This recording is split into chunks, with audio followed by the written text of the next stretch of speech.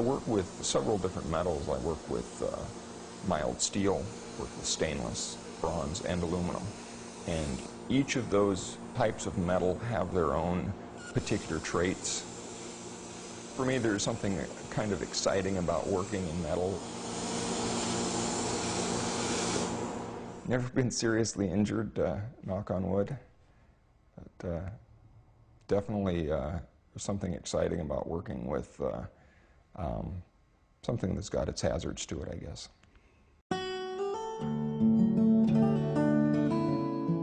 Brad Lorang creates wall relief sculptures and patinaed engravings at his workshop in Cascade Locks.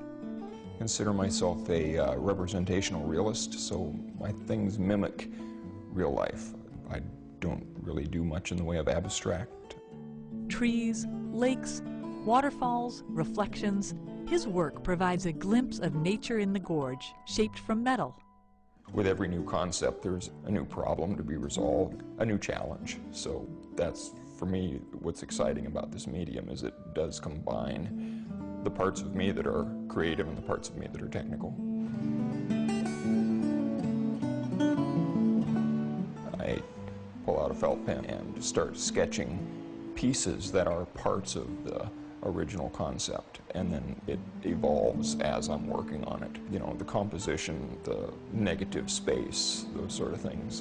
I resolve both the technical part of building a three-dimensional piece and the artistic part to kind of find their answers as I'm working. He works with a plasma cutter to create each shape. His trees look good, but not perfect. I'm really trying for an effect that is both natural and not so precise that it looks machine-like. There's a fine balance between being a representational realist and having something real. Brad uses layers of cut metal to create a three-dimensional effect.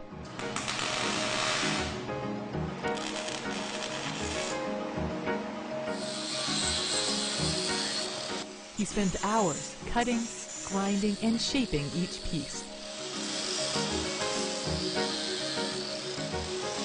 Everything from which side of the grinder I use, which direction the light is reflected by the way I grind it, is a major part of what makes these pieces not just layers of flat objects, but three-dimensional.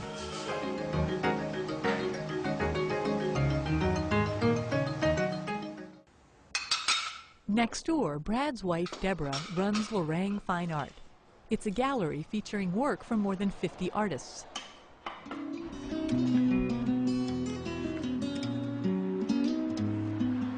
We have oil painting, glass, ceramics, every type of work. They opened the gallery in 2005, soon after they moved to Cascade Locks. Most of the represented artists are from the Columbia Gorge and nearby towns.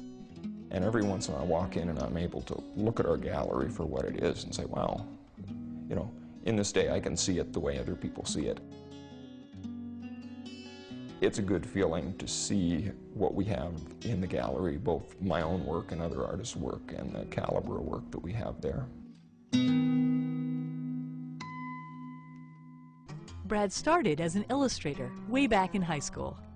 The nice thing about the work that I'm doing now is it combines my illustration skills and my metal skills, so it's kind of a unique combination of the skills that I developed and the skills that I had naturally.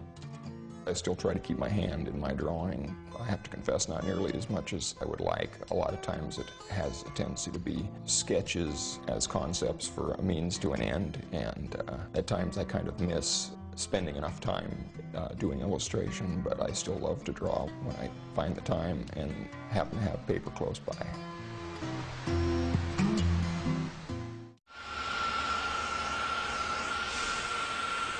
His true love these days, though, is metalwork. And his favorite step in the process is this one, adding patina, or color, to the almost finished piece. He paints each tree by heating the metal to a temperature that changes its color. He's thinking about where light from the sun would touch these trees. The light essentially is going to be coming from the this direction. So I'm going to want to make sure that when I do the coloring that the highlights are always traveling from this direction, so I'll be darkening things more on this side. And then I'll also go back with a grinder and put in additional reflections in several steps in the process. Brad blends technical knowledge with his creative vision every time he makes a piece. It's a constant learning process.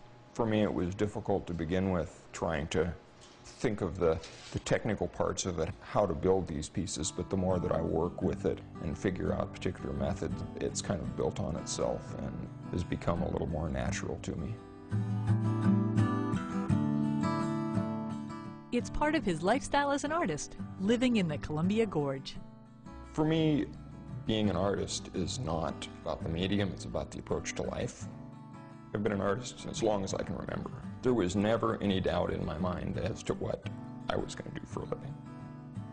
So for me, if I weren't working in metal, I have no doubt that I would be doing something in art.